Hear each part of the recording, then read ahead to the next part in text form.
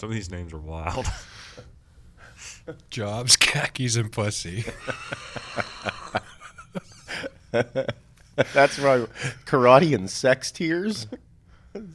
Back porch nudity. I mean, I've been there. I'm there almost every fucking weekend. All right, this will be fun. She can start a leaf blower.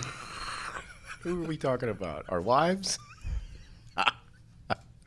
How are we on the internet? That's what I want to fucking Eating know. foods and pounding your putt.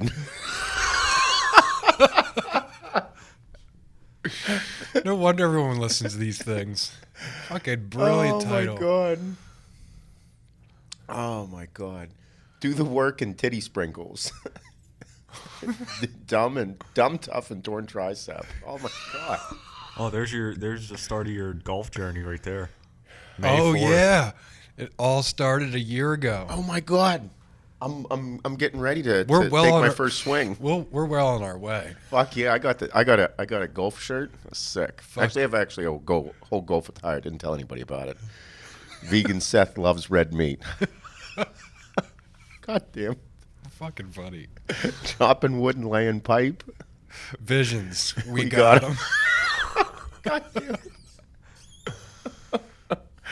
Oh my god.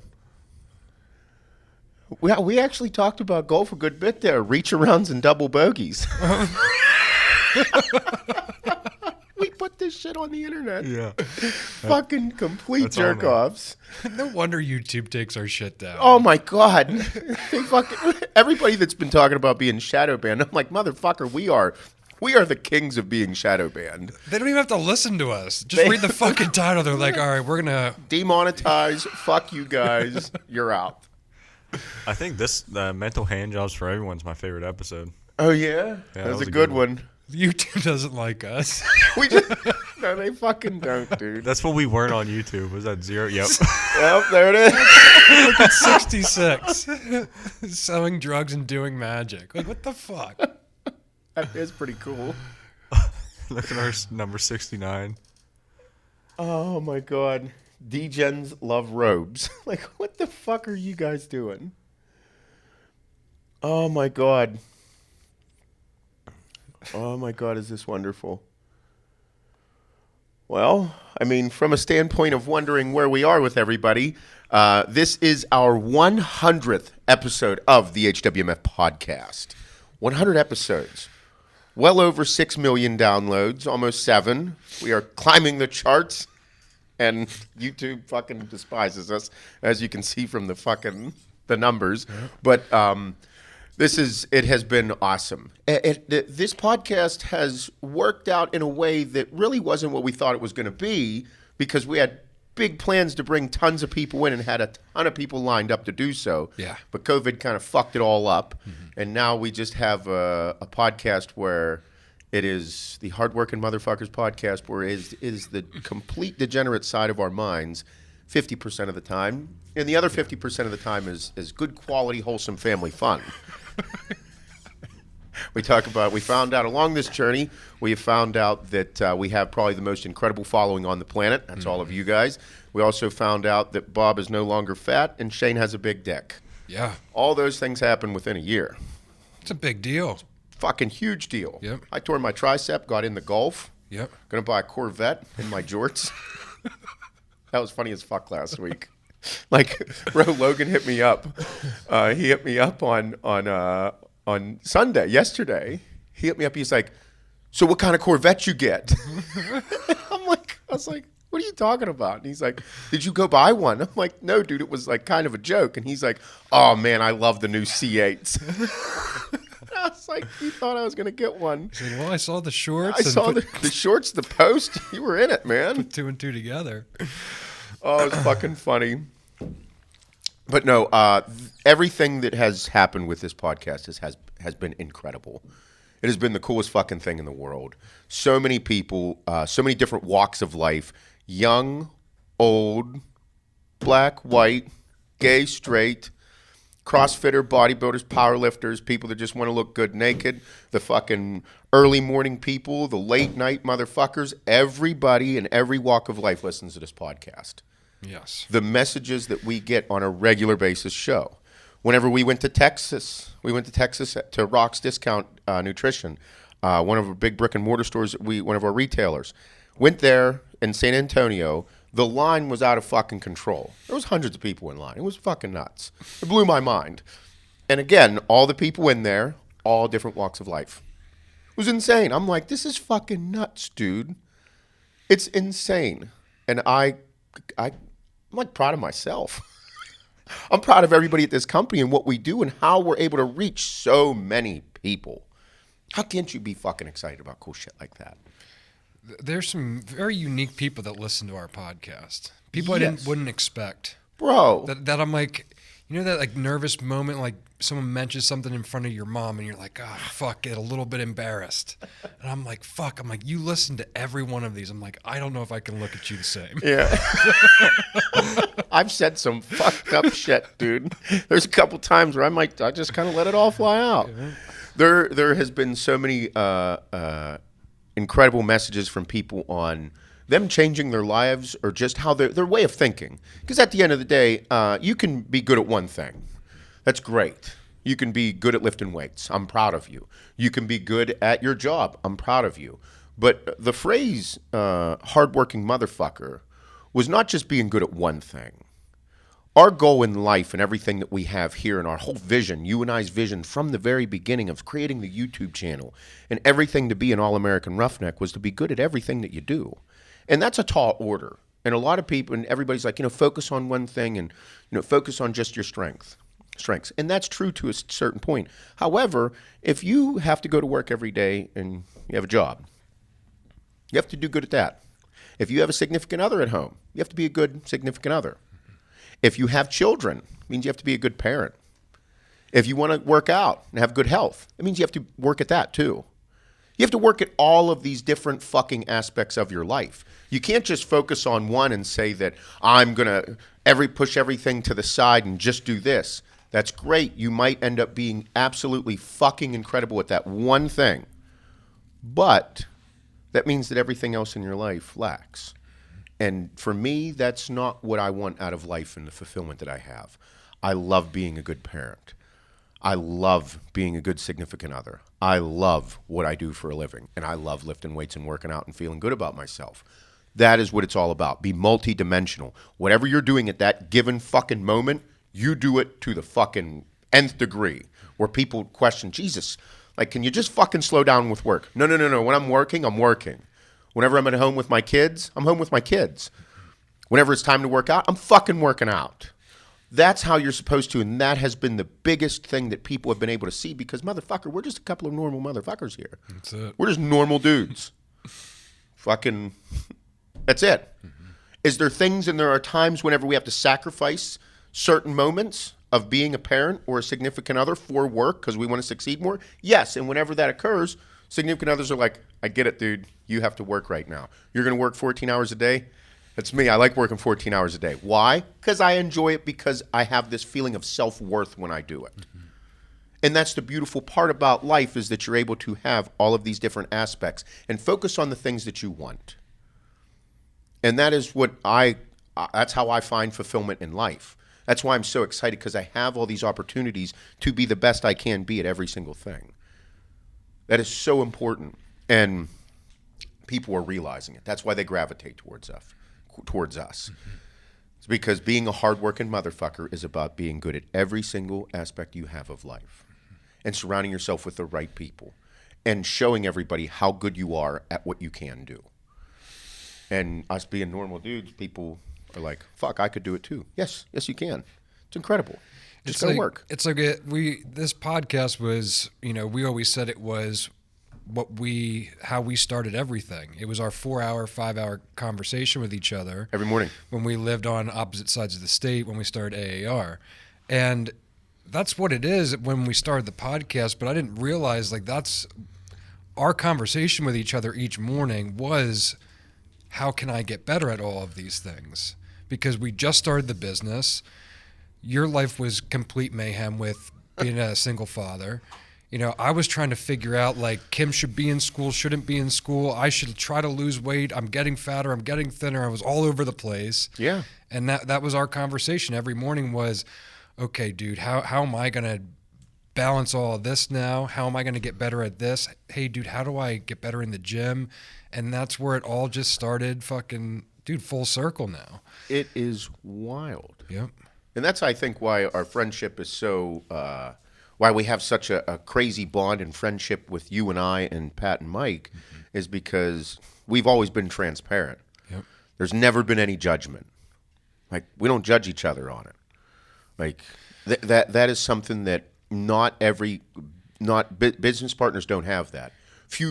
Very few friends, I believe, have that.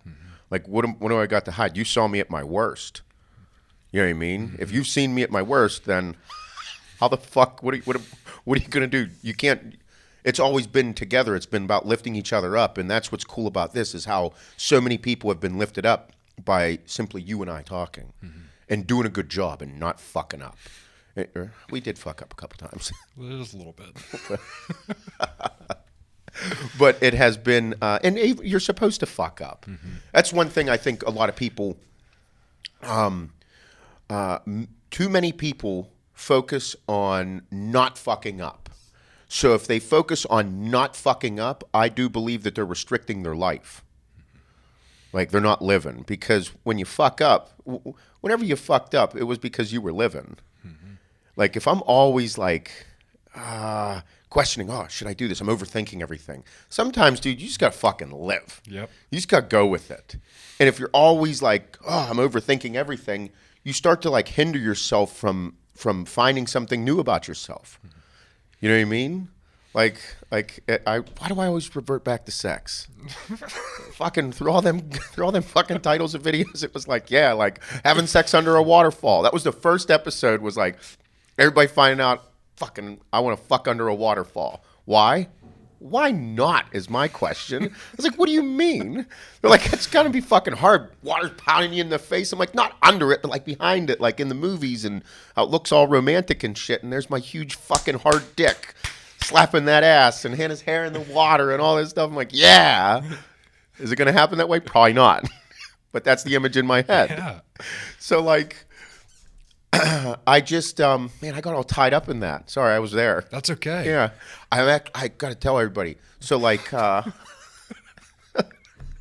so I'm building the property to become like the Feroce family compound, and we're getting a pool put in next year. All right. And the guy came out and he's all pumped because there's a fucking huge flat spot of land where I was going to put my garage, and now like it's just flat there. And he's like, man, this is like an open canvas. I'm like, fuck yeah. And this guy can do like really big high-end pools. And I was like, you put something cool here? And he's like, so what do you want? I'm like, I don't know. What can you do? He's like, anything you want. I'm like, so like you could put like a rock wall in right there, like a slide. And he's like, I could put a fucking waterfall here if you want. I'm like, you could put a waterfall in my pool. He's like, yeah. I'm like, you can do waterfalls. And he's like, I'll put a rock wall, a waterfall, and a slide right there. I'm like, get the fuck out of here. I was like, you can do that. And he's like, yeah. He's like, we'll go through this, and then like we'll do a like a 3D mock-up. I'm like, you're gonna do a digital mock-up for me to see the waterfall, and Hannah's standing there, and I'm She's fucking like, Jesus Christ. She's like, what the fuck, dude? I'm like, yeah. I was like, do the waterfall. I was like, build a pavilion right there with all kind of cool shit in it too. And he's like, yeah, we do that. I'm like, so this is gonna be like a fucking whole laid out spot. He's like, bud. He's like, this will be one of the coolest pools I've ever done. It's like, yes. It's going to cost a lot of fucking money, but I'm saving.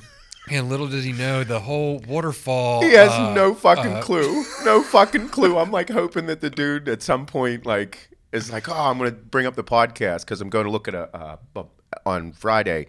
I'm going to look at like a mock-up or an actual pool that he did, like the design. Get some ideas. Get an idea that makes sure that this is the type of like setup that I want. But yeah, I'm going to let him know. Like, you should listen to the podcast. Wait till he stumbles across that episode.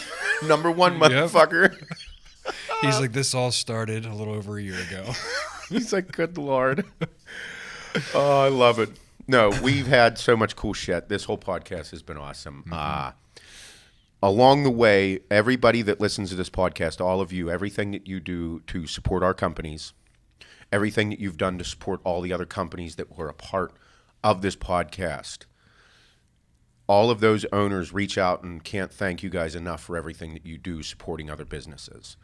especially in the year that we just had with all the bullshit and what happened to small towns and the small communities, small businesses, everything.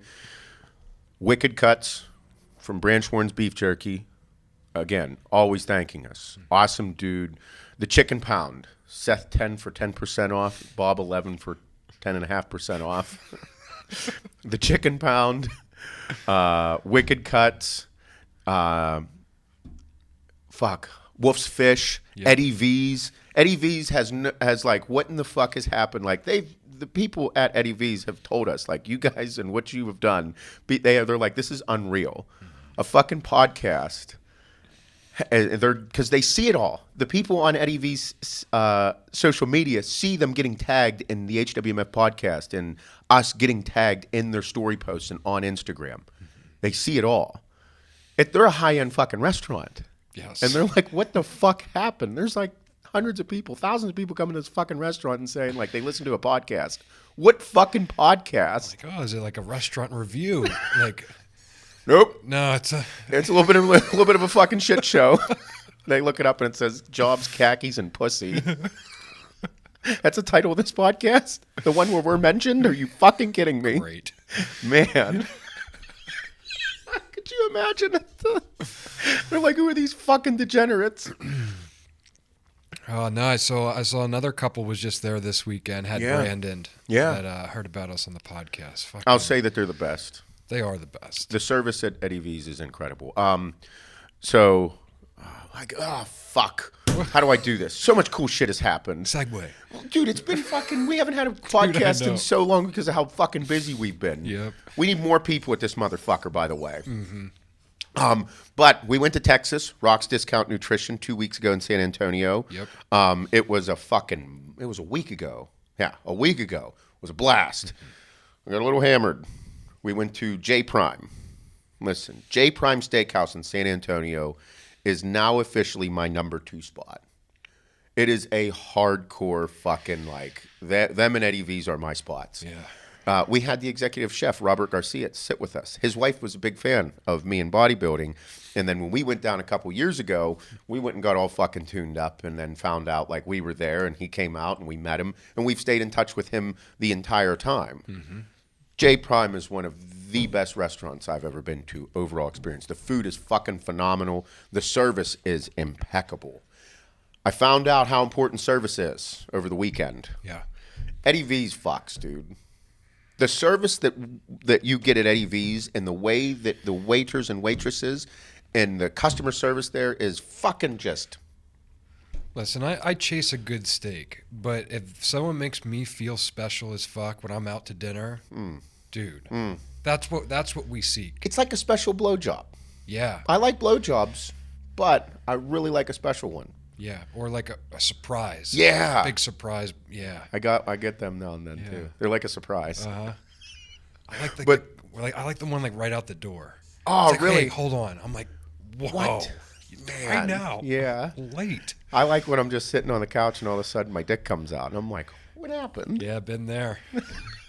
Good days. But anyway, we went to, Hannah and I were like, let's venture off because we go to Eddie V's all the time. Let's venture off and try a new steakhouse. We went to Hyde Park down in Pittsburgh next to the stadiums. It's just, the food was good. Food was good, but the service was not. I was like, man, I cheated on Eddie V's and they understand.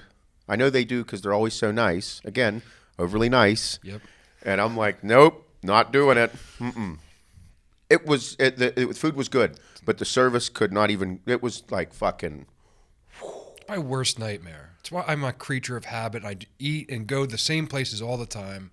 It's like my worst fear. Like it wasn't even close. I'm like, I wanted to tell everybody that was there eating to be like, hello, my name is Seth. I think your next time out, you should go to Eddie V's and you should see the fucking service that happens there. Like Eddie V's doesn't pay us. They don't give us nothing. We did get chef jackets. We did get chef jackets. And we do, but everybody gets They treated weren't like gold embroidered, there. but it's okay. What's that? They weren't embroidered with my name yet, but like, We'll get there. yeah, they were in a rush. I Baby get steps. it. Baby Yeah. steps. Yeah, I'll bring Baby it back. Yeah, well, they said they could. Yeah. Yeah, nickname though. I don't want my real name. No. Yeah, Seabass.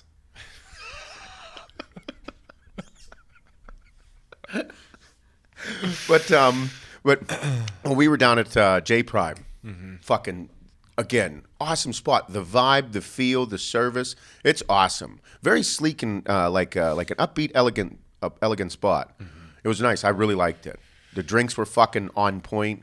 Everything. The food was delicious. It was really good.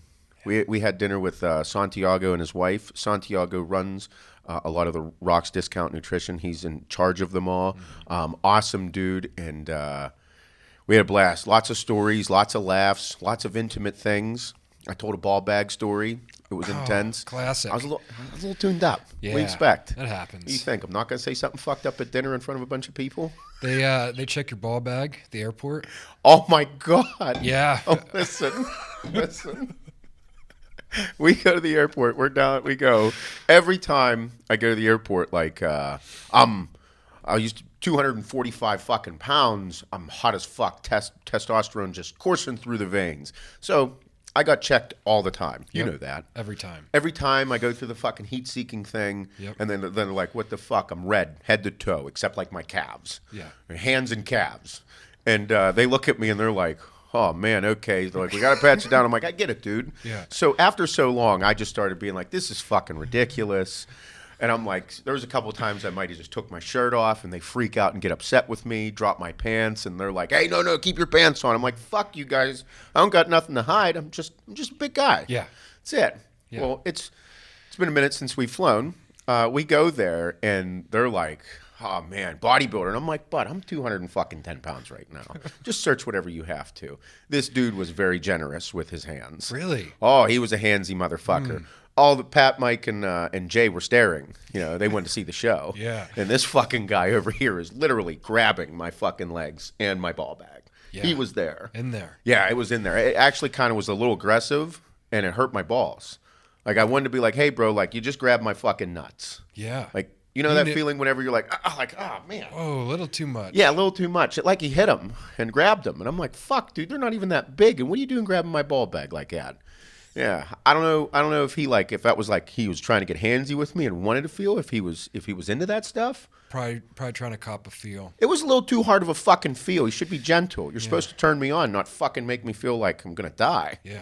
Bastard. Jesus. Yeah, he actually did grab my ass cheeks too. Yeah. Just seeing anything Yeah, he liked concealed it. in there. I was fucking. I'm in shape. I got abs. Yeah. My ass is tight. That's he what liked it it. was. That's what it was. Yeah. Yeah. Yeah. I'll take it. I'll Checking take it. just checking everything. Yeah, he's No got to feel. keistering. Nope, not in there. No. It's not a bag of Coke. That's just my tiny raisin testicle.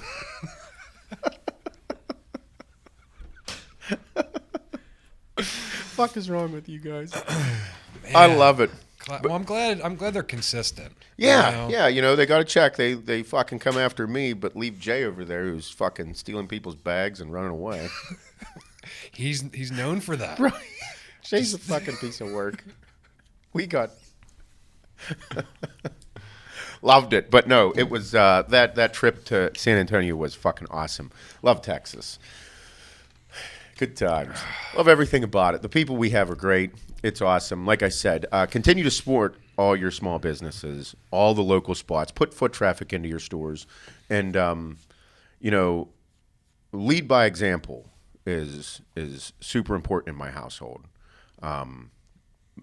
If everybody hasn't noticed, I absolutely fucking love my kids and love the youth of communities because I believe that we need to make sure that they are influenced in the proper way to do a good job to lead us to greatness.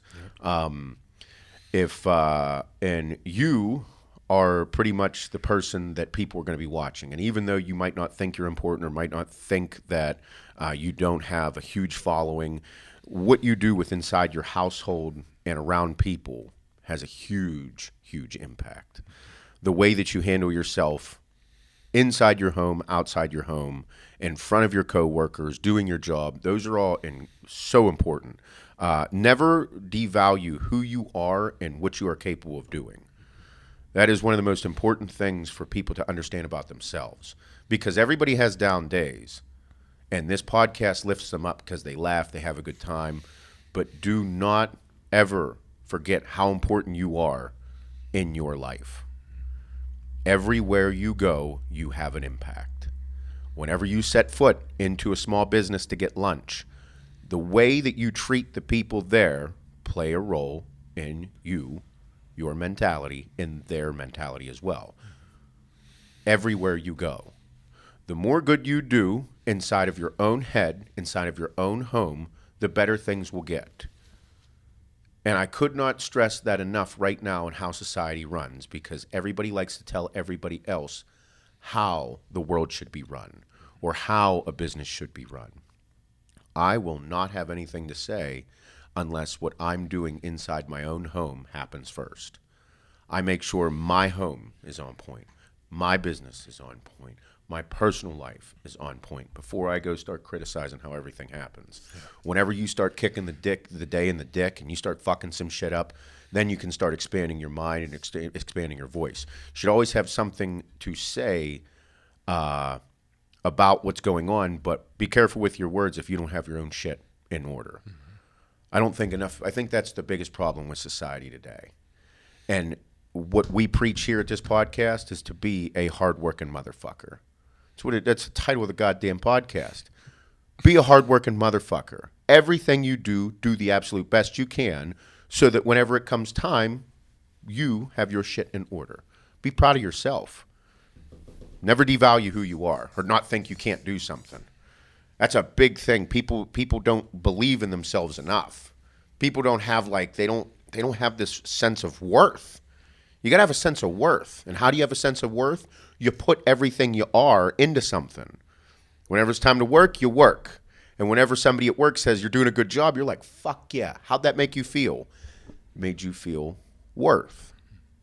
Whenever you go home and you're with your kids, and your kids give you a fucking huge hug, how do you feel? Worth. You feel loved. Whenever you're killing it with your significant other, you guys are firing on all cylinders, you're smacking that ass, eating them cheeks, all that good shit. And you get the kiss, you get the love, you get the feeling, you get the snuggle at night. What do you feel? Worth. Whenever you are working as hard as you can at everything you can at life, and you are getting rewarded, you feel the worth. The worth is coming from your hard work. Mm-hmm. Those things are not emphasized enough today in society. Mm-hmm. And work, that word work, it means it's not going to be easy. It doesn't just happen overnight. It doesn't just happen because you did one good thing. It's an ongoing, everyday attitude. Effort. You have to. And when people wonder why I'm so fucking excited about life or why I'm happy or excited or intense and passionate, it's because I give everything I can at every single aspect of my life. So fuck yeah, I have a high sense of worth. And it's not because of just one aspect.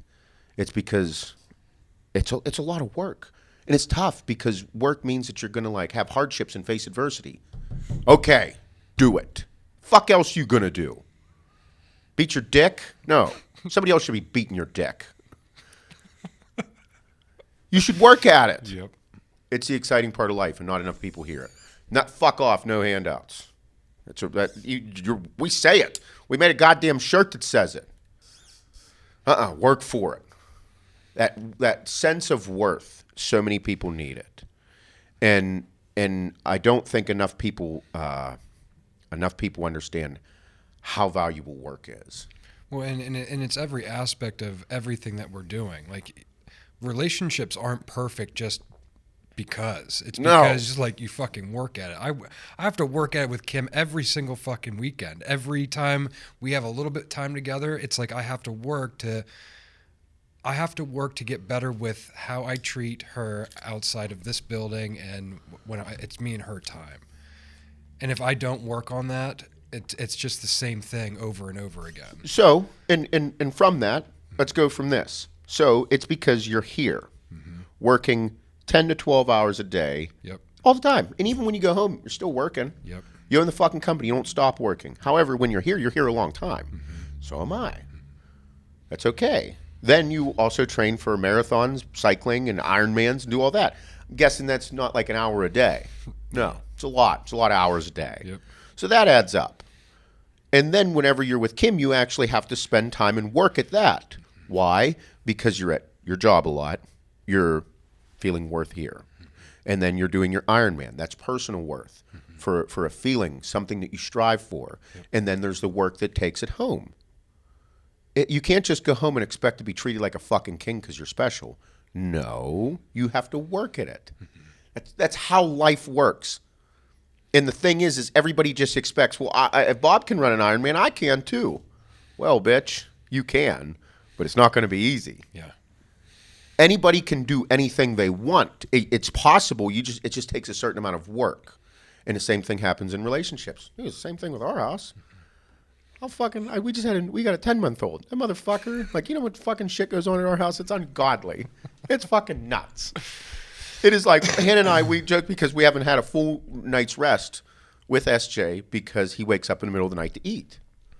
Like, it doesn't matter how much we feed that motherfucker right before he goes to bed. He's waking up to eat. That puts a strain on our life. Yeah. But we have to work because we have kids. That's another aspect. Work at the kids. And what happens to our relationship?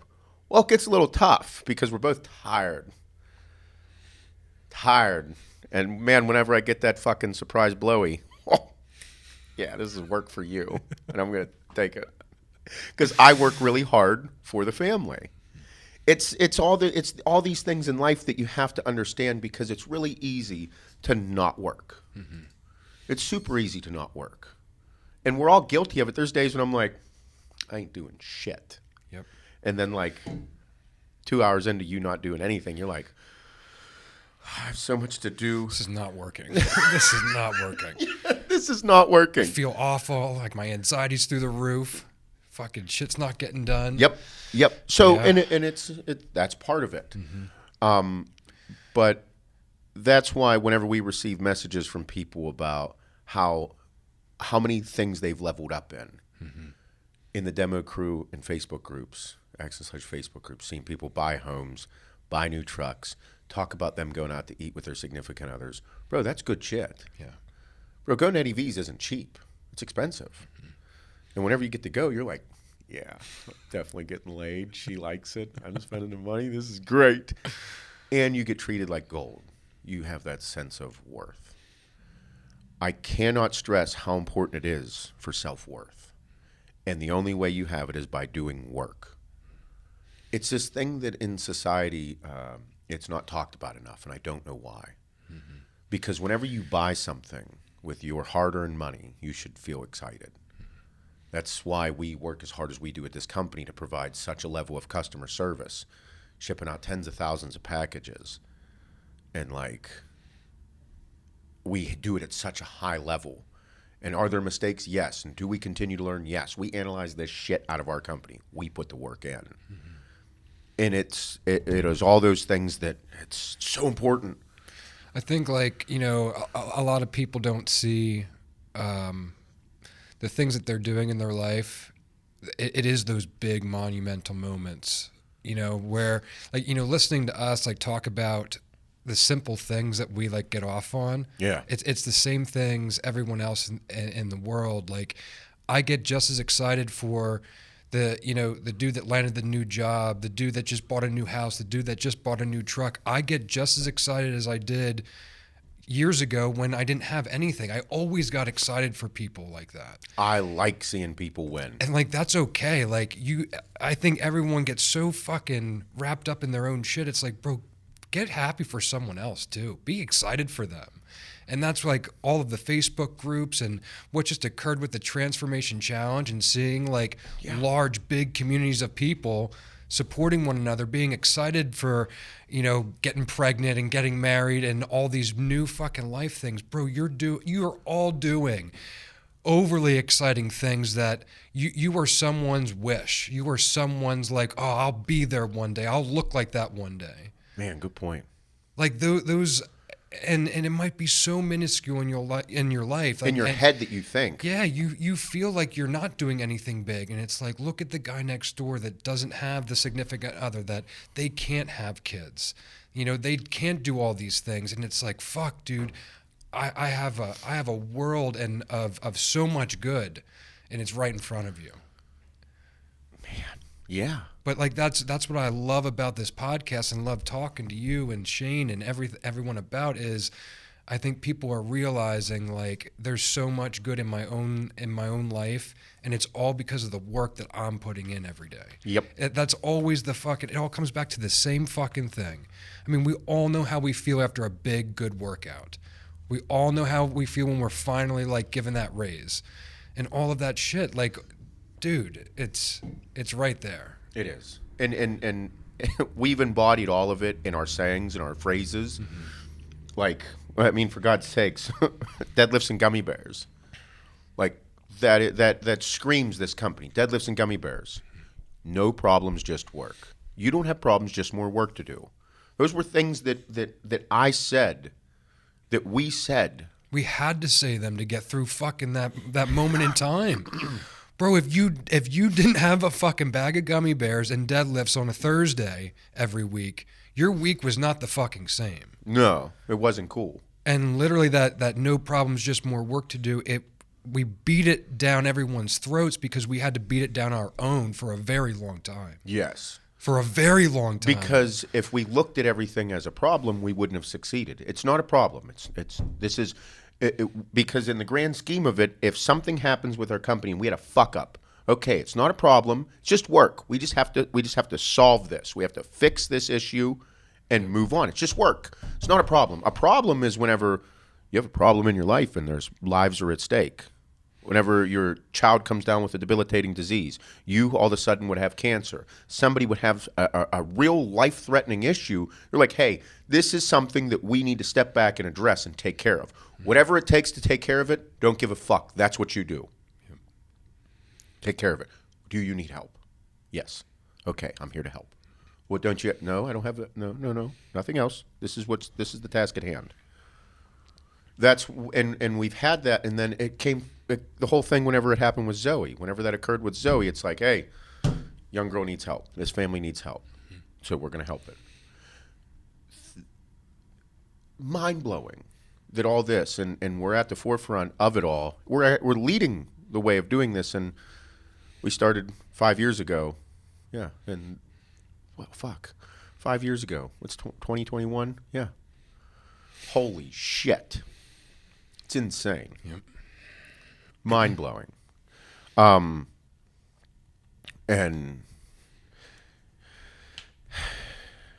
we wouldn't have had it all without the adversity.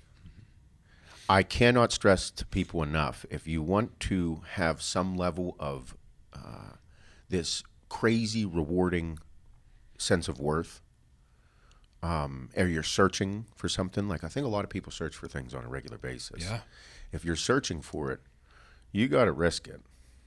You got to go in. You got to go hard. You have to start thinking big. Then you got to risk it. And through the risk it's going to be scary as fuck. You're going to have a bunch of adversity. But through it all, it's all worth it. It's worth every fucking penny. It's worth every stretch of it. Because there was so many times where, like over the past 5.5 years, there were so many times where it wasn't success, or you couldn't even call it that. Like, what is to even define success?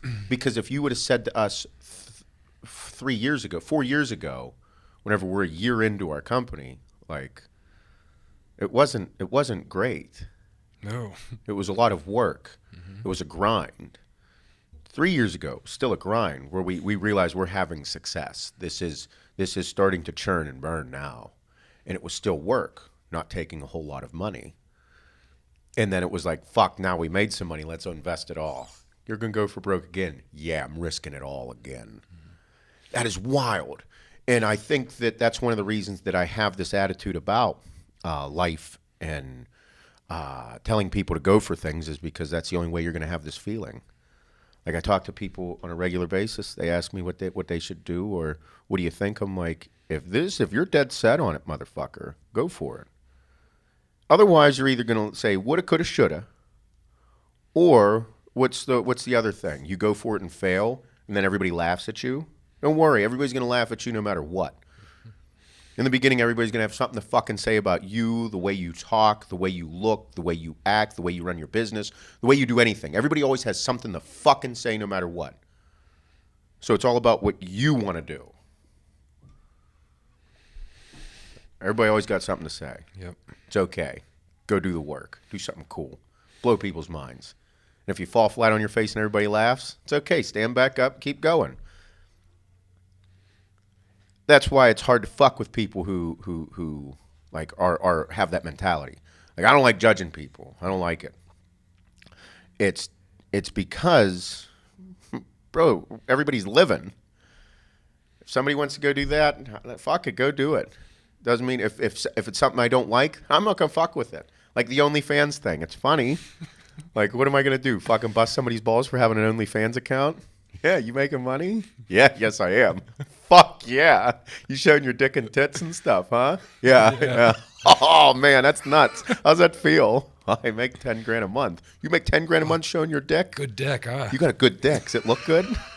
You should join. I think I might. I might support I'll you. support you. I don't know. What am I supposed to do? I'm not judging you. Fuck, it's cool. Do whatever you want. That's what is so important about today and just living. You're going to make mistakes, but fuck it. Who cares? Yeah, I mean, in a world where you're usually seeing all the good on Instagram and on the internet. Yeah. You're seeing everyone's good days, right? Yeah. It's like that's why we are who we are on this podcast, because if we weren't transparent about our bad days as well and the adversity we had starting this bitch, like, then there's no sense of talking about it at all. So you're absolutely right. What's hard for some people is making those mistakes, or they're nervous, they're hesitant. Bro, whenever I say something fucked up on here, or I do something stupid, or I fuck up, it's not like just inside my home. Like being a big celebrity, like fucking Tiger Woods, Justin Bieber, or something like that, when you were fucking like uber famous. Bro, there are people just waiting for you to drink your coffee or spill it on your shirt.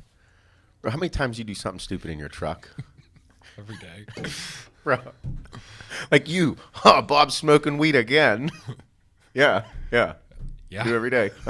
Seth drinking coffee and spilled it on his shirt. Like, those are headlines. Mm-hmm. Those people can't do anything. Okay, and it's tough because there's people that are making a living off of criticizing those people for the way they're living. It's tough. It's a wild scenario. And I think that whenever some people in their own small world are having a hard time breaking through and saying they want to do something, whenever, like, in your small community, like, I'm going to start a business. People are like, oh, well, that's fucking stupid.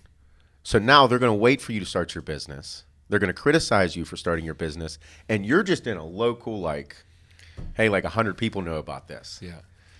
And you're starting with that first negative thought, you know, that they said about somebody said it was fucking stupid. Yeah. And it might be somebody that's super close to you, and you really take their fucking who they are, like their opinion of you, very highly. Yeah. And they might have said you're a fucking idiot. Oh, man. Might have been a family member. Might have been your girlfriend. Might have been your boyfriend. Might have been your mom. Like, those are real things of life that you have to, we're going to work through it. Mm-hmm. But it's, again, it goes back to that feeling, and for me, what I believe is so important is self-worth. What do you want? What do I want? I want some extravagant shit. I want extravagant feelings. That's why I went into bodybuilding. That's why I risked my health. That's why I fucking took a ton of juice. That's why I did cocaine. That's why I sold cocaine. That's why I did every fucked up thing I've ever done in my life, because I was living, because I wanted the feelings. I wanted to chase them down. I wanted to see what it would feel like. I wanted it. And as along the way, fuck yeah, I made a ton of fucking mistakes. I have fucked a ton of shit up. However, you learn. You live and you learn. You have to live. Like all these young kids today that are complete fuck-offs and all this stuff, and I look at them and I'm like, man, look at these fucking young, dumb pricks. And I sit there and I'm like, and I'm like, they're living though, man. Mm-hmm. What am I supposed to say? Like, fuck you guys. Just do whatever you want. Just, I don't want to be involved with it. I kind of want to sit down with a couple of you and you like see how you think. Yeah. Because again, like how people evolve and what they think about it and what makes them tick, I'm curious. And these young kids today, I'm like, man, like I'm just like, look at you fucks. I know. I don't know if I'm going down like the path my dad went. We're like, oh, these goddamn kids. Yes, that's what I mean. Don't know what work is, this and that. And it's like, you know, Yes, there's some people and some kids that need some serious help and like serious work ethic change like now. But I look at the other side of things and bro, kids are making money different ways now. It's a fucking different time. They're making money on the internet very quickly overnight. Yes. And that, bro, it's because everything is right in front of them. It's a whole entire. That's why you can't just. Nothing can be black and white. Mm-hmm. I will say that it's a little scary. Yeah. Because nobody's working with their hands anymore. Yep. A little bit of a bad idea. I think we should start like pushing. Trades are pretty important. I think we should push that. But it's this aspect of society today and how things are changing.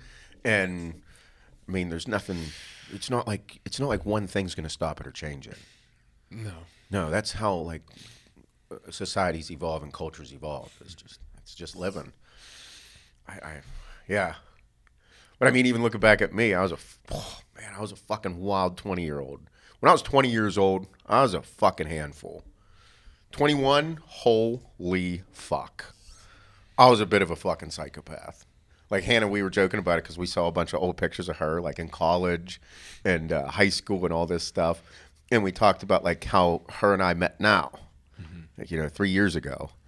And me, when I was 21, and we would not have got along. It was no go. Like I was nuts. Partying, lifting weights. All I thought about was lifting weights and partying. That's it. Fuck everything. Like when I went to party, oh boy, it was going to be a fucking shit show. When I went to lift weights, 3 Anadraws and squat until my nose bled. And puking everywhere. Yeah. Who the fuck was that guy? That's nuts. But that's what I was into. I've been getting like some memories on Facebook from like 10, 12 years ago, like when I would have been in college. And like my attitude was just so bad. Like I can't even see him. Like I've been deleting him because I just don't want to see him ever again. Really? It's literally a person I left behind in college. Like I left that person behind. So here's a question. Like you just said that. Whenever we talk about things that are going on, Hannah and I feel like I've lived a couple different lives. Yeah. I feel like there's parts of my life where we bring up me fucking in college. Bro, that's a part that like I'm like, who the fuck was that guy? Like I'm not that guy anymore. But I was, and that blip, that period of my life is why I think the way I do now. Like it's led me here. Like I wouldn't be the person I am today without that. Yeah. So I can't forget it.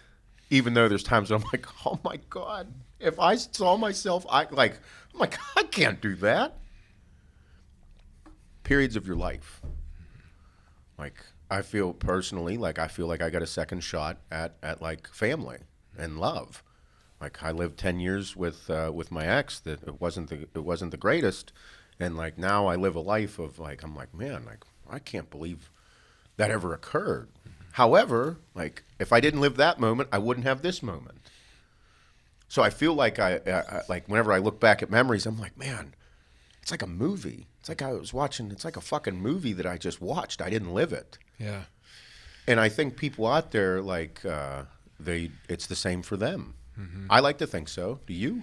Yeah. Yeah. I mean, I guess I didn't really think of it on that side of things because even though my attitude was shit and I can't stand to read those things, that's where my mind and my mentality was at during college.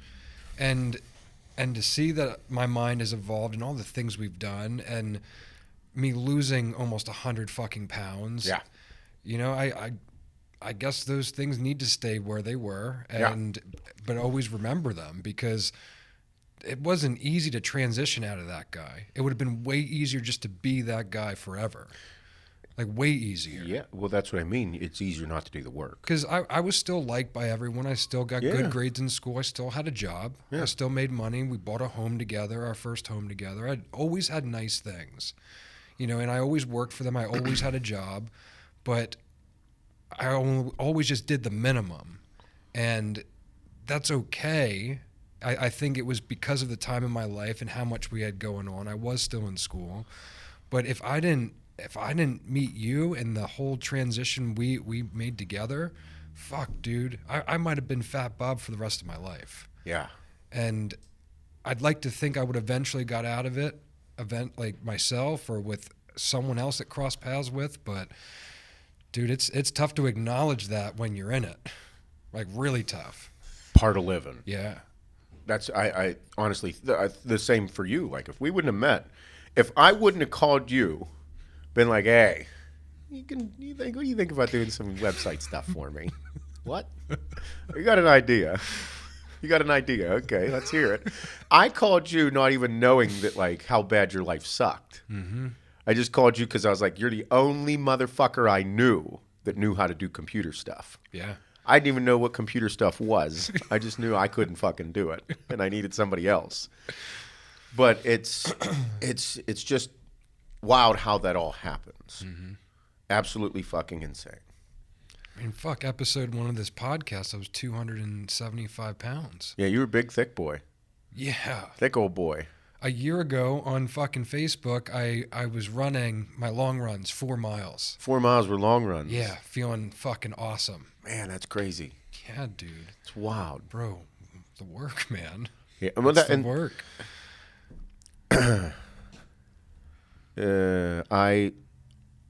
I keep saying it during this podcast, and I don't bring it up enough. The words self-worth. That is so fucking important because we search for it. Mm-hmm. Everybody searches for it. They don't. That's kind of what I think.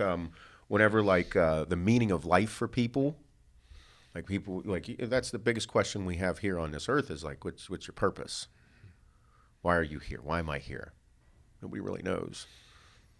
But like whenever you have a sense of worth, whenever you feel that worth, self-worth, all of a sudden the question of why you're here kind of comes to life. Like you're like, oh man, I'm supposed to do this.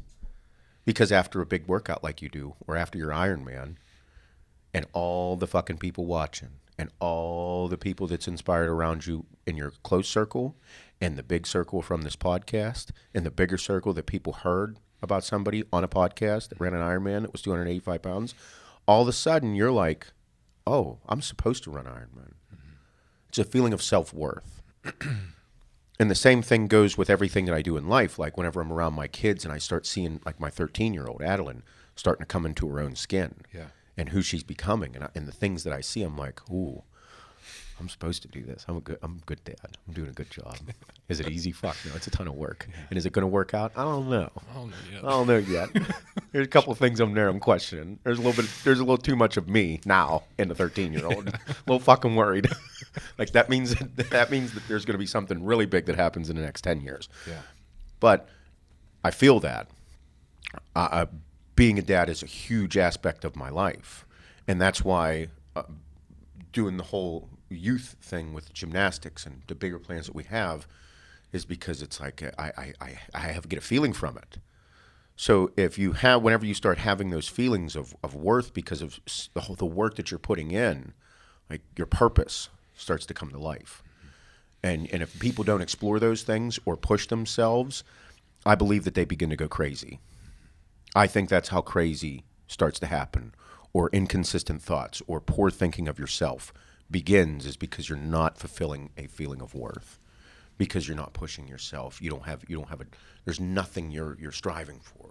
And if you don't have those things you're striving for, you're going to begin to sink and get depressed and feel anxious and start to feel antsy and not know what to do with yourself, and then start to try and fill voids. And you fill voids with negative things and negative thoughts and drugs or alcohol or just ill thoughts of yourself.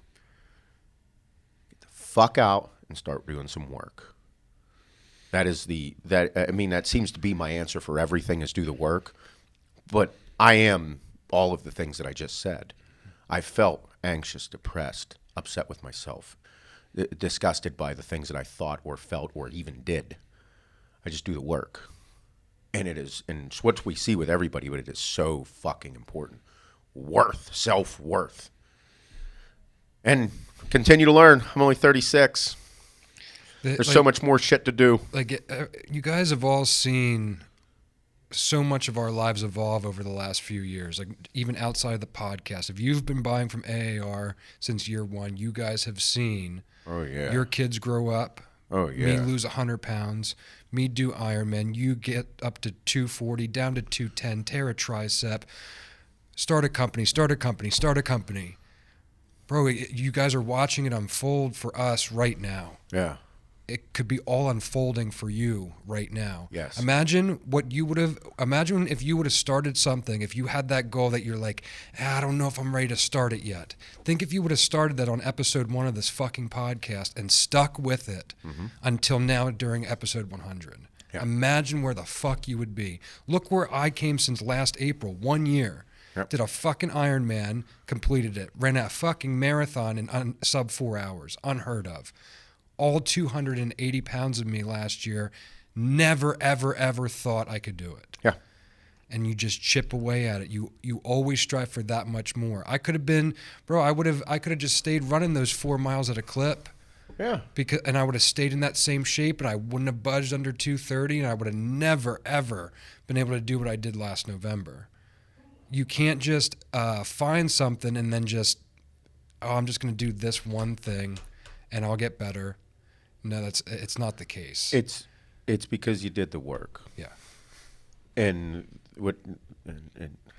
it hasn't been easy. Fuck no. It's been adversity with work, with the training, with your significant other. It creates more work to do. Yep. It's worth it because it makes you feel good, because you find self-worth. Yep. And it's so important. And it's so important that you personally find self-worth, and the people in your lives that you love find self-worth as well. It's so important because like my kids, like all my kids do is see me work. Like I literally tell my kids to shut the fuck up and do the work. I don't want to hear your bitching or crying. Shut the fuck up. Like people are like, you can't talk to your kids that way. Well, if I tell them they're fucking great, then they're going to start thinking they are. They're fucking not. They got to do the work to become great. I don't give a fuck if they're 10. I don't give a fuck if they're 7.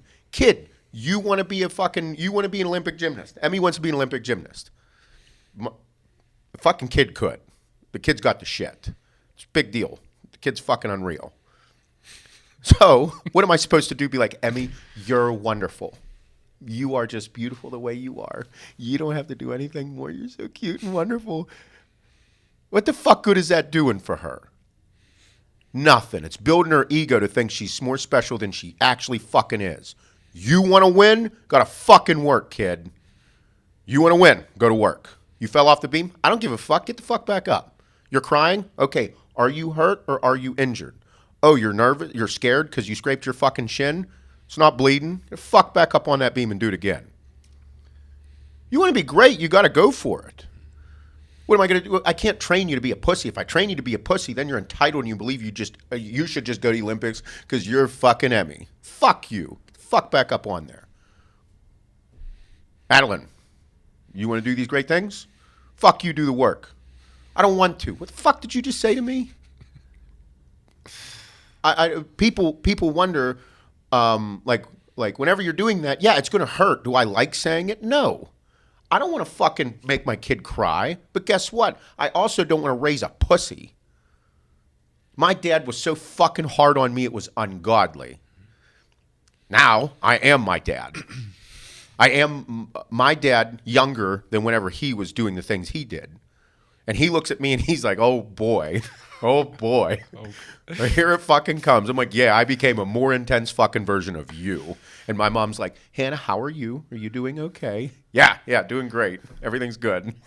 But you have to understand that if you want it, you can't be light about it. No. My kid wants to go to school.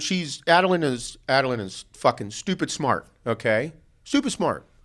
But if I tell her, like good job all the fucking time and don't start pushing and challenging her, she's not going to challenge herself. She's 13. She's going to start looking for the fucking easy road. I see a blip in her fucking grades. Hey, fuck is this? I missed 3 on a test. Why the fuck did you miss 3 on a test? Why? Did you rush? Did you rush through the test? You did, didn't you? Because I know you fucking rushed through the test. Slow the fuck down and get all the right answers. She's in 7th grade. It's okay. But no, it's not. Why? Because if she thinks it's okay to miss fucking 3 whenever I know the bitch is capable of getting fucking perfect, get to fucking perfect. Because she has aspirations she wants to be a surgeon. Pediatrician, surgeon now. I'm like, okay, you want to be a fucking surgeon, you want to go do these things, you can't slack off. I don't give a fuck if you're 13. Start raising your fucking standards, kid. Because if you don't raise them now, if you don't have them high young and you don't continue to raise them, then they're gonna just start fucking off at some point, because that's what teenagers do. They begin to fuck off. And anybody that isn't being successful in fucking life right now in their 20s or 30s and they're not pushing themselves and challenging themselves, it's because you never challenged yourself in the fucking beginning. Because you thought being smart was stupid, or it was too much work. I don't want to do the homework. I just want to fuck off. Yeah, everybody wants to fuck off. But if you don't do the work, you don't get to fuck off. You have to. These things need to be instilled, and that's the intense part about life. It's the work. It's the work. Your kid goes and is like any sport. Anybody does anything. You want to go to the gym. You want to deadlift 1,000 fucking pounds. Well, you can't deadlift 1,000 pounds unless you train your balls off, or take a bunch of fucking gear. It's just not going to happen naturally. No, it's not going to. You're just not. So you want to do it, you got to go to the fucking end and go put the work in. Happens with everything. And I believe that it needs to be instilled at a young age. And in my house, if you're my kid, I have fucking incredibly high standards of you. Even at 7. I mean, he's the sweetest thing in the world. But whenever she starts wanting to pout about something, I say, why the fuck are you crying? Well, it's hard. I don't care. You think I give a fuck if it's hard? You want to quit? Go ahead, go sit in the corner. Get the fuck out of here. Is that the right thing to say? Is that the right thing to do as a parent? No. I don't know. Is it the right thing to do as a parent is just tell them they're fucking special all the time? I think we've gotten to the point where we realize that society is filled of a bunch of people that were not pushed. They were not pushed in any way, shape, or form to challenge themselves. Do you have to be as aggressive and vulgar as I am? No. But I ain't in the business of raising pussies. I'm in the business of raising motherfuckers. Because whenever I talk to myself about anything, I'm not like, hey, Seth, you look good today, bud. It's okay. You should just take a seat and calm down. No. No. Stop being a bitch. Get after it. Fuck some shit up. Do something fun and great. Push yourself. It just so happens that fun might be a little intense. Like, let's go in the gym and have fun. That doesn't mean we're like, yeah.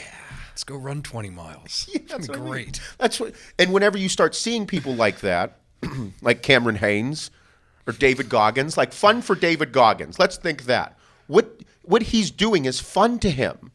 Whether he even wants to say it's not fun, it's fun to him. He likes it. You wouldn't do it every fucking day if it wasn't. It's you fun. Just wouldn't. That's what I mean. Like whenever you see people that are incredible hard workers, like they find that fun. Like Cameron Haynes, what do you think that dude's not smiling when he's running them 20 miles? He's smiling running 20 miles. Like fucking filming himself running like, yeah, just out here, doing this. It's like you just ran 22 fucking miles. Up a mountain. On a fucking Wednesday. Yeah. And he's like, yeah. He thinks that's fun. Mm-hmm. Is it a lot of work? Yeah. Is it hard? Yes. But at the end of that run, he's like, fuck yeah. That feeling. I'm going to shoot my bow. He's like, I'm supposed to do this. This is what I'm supposed to do. Yep.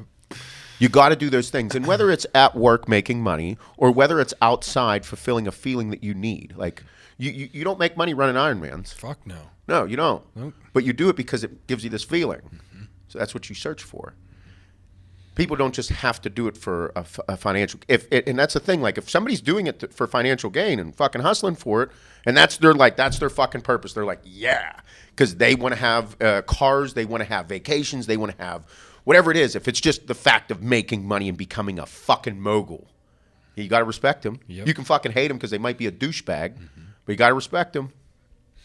Like you can't hate on people for fucking working at what they do. And if you do not like them, if you do fucking hate them or something like that, leave them right the fuck over there. Leave them right over there. Yeah. Yeah. Good time. Man. I'm going to buy a Corvette. It's a good idea. I can't. It's an investment. I was investment. I was Kim is sick and tired of hearing about my investment ideas. I couldn't imagine. I couldn't imagine what she says to you sometimes. It's an investment. Hannah thinks she just loves the fact that I keep buying ammunition. I buy more ammo every week, and she's like, "So what are you going to do with all this stuff?" I'm like, "I'm going to look at it." She's like, "I noticed that you look at it a lot." Yeah. I'm like, "Yeah," and she's like, "But what are you going to do with it?" And I'm like, "It's an investment." I was like, I have 50,000 rounds that like I could turn around and sell for a lot of money right now. Way less money was invested into it. I have a lot now. I could sell 50,000 and still have tens of thousands left over. She's like, "Are you serious?" I'm like, "Yes, yes." That's why I keep buying it. It's an investment. But no, I don't know. It's good times. But the Corvette. So, as everybody knows, I have a problem just watching videos. I watch a lot of YouTubes, and the C7 ZR1 is one of the coolest cars I've found on the internet. I've always known about them, but I didn't know how powerful that vehicle is. It's one of the most scary vehicles on the road. Yes. It fucking rips. I kind of like it. But it also kind of makes me nervous because of like how it is structured, and the fucking second those back tires, like once you apply the gas, those fucking back tires just start fucking moving. Yeah. And they move very quick. I don't know if I should get one. I mean, I think you should. I mean, I don't know. Nobody's just going to be like, "Hey, here's the keys for you to test drive my C7 ZR1." You're taking around the block. Take it around. Like, nobody's doing that. No, So I don't drive anyone's shit. I'm really weird about driving other people's shit. Really? Yeah. Unless they know what kind of car guy I am. Yeah. Then I'm okay with it. But like I'm more so don't want to drive someone else's shit for them, not for me. Like, cause I don't want them to feel uncomfortable. I know how I feel if like the wrong person's in my shit. Like, Yeah. I don't know. Yeah. You're a car guy though. Big car guy. I'm not. So like, I feel like if somebody would want to take a rip, I could be like, "Yeah, go ahead. You kill yourself. It's not my fucking fault. That's true. You kill yourself. That's your fault. That car's just money. I can make more of that. Can't make more of you, bud. No. So if you kill yourself, it's your own fucking fault. Like, that ain't my fault. I'm not gonna have any ill feelings. It's your fault." So I mean, that's why I kind of like I'm okay with it. But that's the other part of me where I'm like, I don't know if I should get a fucking C7. I feel like I should start with something like maybe less intense than that. However, what am I gonna do? Buy something less intense than that? That's no fun. I mean, you'll be fine. I think so. I do like the GT 500s. I do enjoy those too. I don't know. I feel like there's way more bad Mustang videos than there are Corvette videos. I feel like there's way more bad Mustang videos than C7 ZR1s, because C7 ZR1s are like a fucking dude. They're hard to find. Yeah. And they ain't cheap. Fuck no. The last one I was in was like that Corvette blue. It was a blue, like all blue. Like, was it a C6? It was a C6 Yeah. ZR1, yeah. Yeah. Pull them up, Shane. I think the C7 ZR1s are my favorite vehicle to look at. Yeah, like that fucking car is nasty. Oh shit! Look at the. Pull up the white one. Yeah, that car's nasty as fuck. There's no. I found a handful of them. Like, look at that gray one. Fuck yeah, it's a sick car. What's his name was sick. That track edition. Who was Eli? it? Eli. Yeah, Eli. He had the 7-speed. That thing was fucking. That was a fun car. Yes, and I don't want to get the 7-speed because all the videos I saw of those are very scary. Yeah. Like, I would fucking burn the tires off of that car in a second. But I don't know about that. No, that's whenever they were coming out with it. Yeah, the C7s are sick. I found 5 gently used ones within 500 miles of me, so I'd have I'd have to have them trailered in. Yeah. I don't like the C8s. Pull up the C8s. The C8s don't have the Z06 or the ZR1 yet. Like those are coming here soon.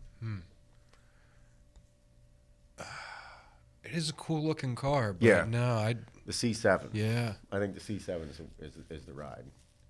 But then pull up the GT500s.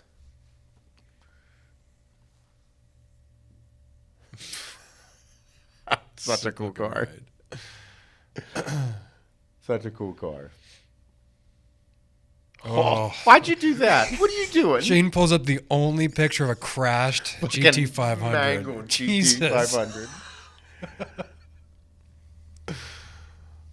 Oh, showing the arrow. Yeah. In a straight line. Yep. Straight line cars. That one's sideways.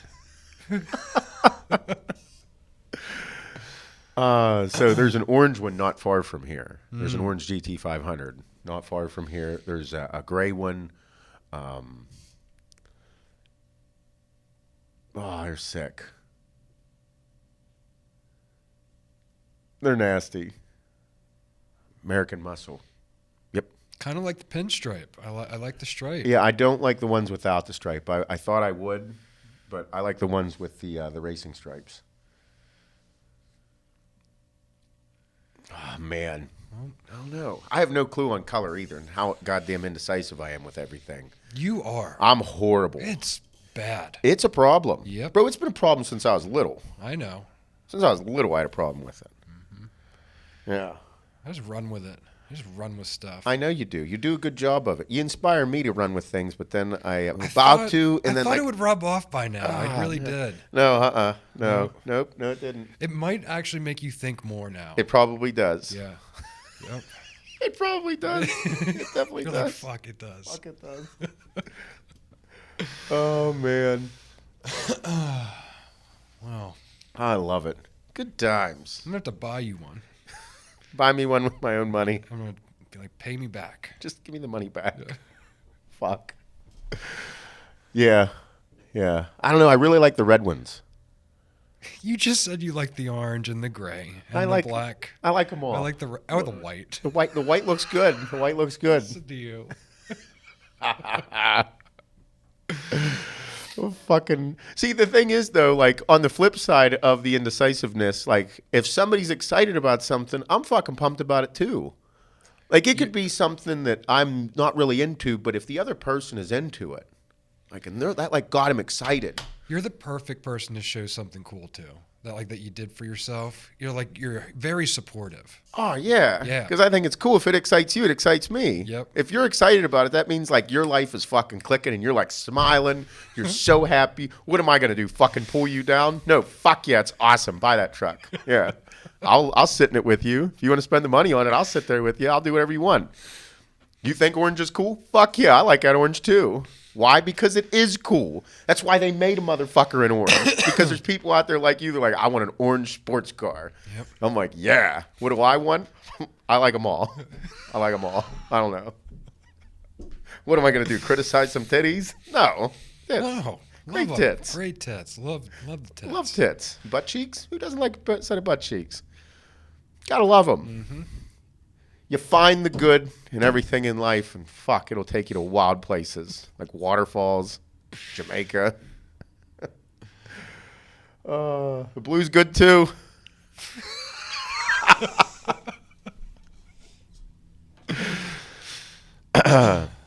No, I think that's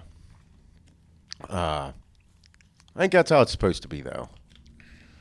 Like you got to have a balance in your life of being a hardworking motherfucker and then just being a good motherfucker. Like be a good person, enjoy life, laugh, fucking go do some extravagant shit. Because me, I don't want to be one dimensional. I don't like it. I want to have many things that I could go enjoy and go do. Like, because if you don't, then like life's a little boring. My life's been a lot better and more exciting the moment I just started saying yes to like everything. Yeah. Whether that was a business opportunity with you or an opportunity to buy a new home, buy a new car, or go on that trip, or just doing things that made me feel very, very uncomfortable. The more times I said yes, it just seems to all keep growing. Yeah. You know, and I think a lot of people fear failing or not being able to get to that next point, or getting shut down by the bank for, you know, that new home loan. But you wouldn't know unless you went in and tried. Yeah. You know, I always said it to Kim, like when we first even moved out here, I moved into your old place. Yeah. I was like, we can do this. I was like, we can move. I was like, I just need to go all in until we get there. I was like, can you be by my side for that? Yeah. Yeah. Well, I'm going to have to, everything is going to go into this for that to happen. Okay, made it happen. Yes. We moved into the house. It's smaller than all of the house. And I'm like, fuck, we need to get out of here. Kim's like, yeah, we need to get out of here. This isn't good for us. Yes. I was like, I can get us out of here. I was like, it's going to take every ounce of me to get us out of here, but I'll get us out of here. Yeah. 3 months later, we're out of there. Yeah. Like, you can literally do anything you fucking want in this world. Yes. Anything. Just work. Yep. That's all it is. And I think, again, that's why I think that society is the way it is right now. Not enough people are working. Society has devalued the importance of you working. Mm-hmm. Like, you have to work. Like, if you make minimum wage, you make minimum wage because that's your worth. Mm-hmm. If you don't like that, that means you have to work harder. Yeah. Why am I able to say that with a straight fucking no bullshit face? Because, bitch, I made minimum wage. Bitch, I've been there. I've been fucking broke. I've fucked up. I've had a kid when I was 22 years old. Fucking borderline drug addict. Like, it was rough. And then I fucking made money, lost money, made money, lost money. Fucking had trouble putting food on the table before. Felt it all. And I had to do more work.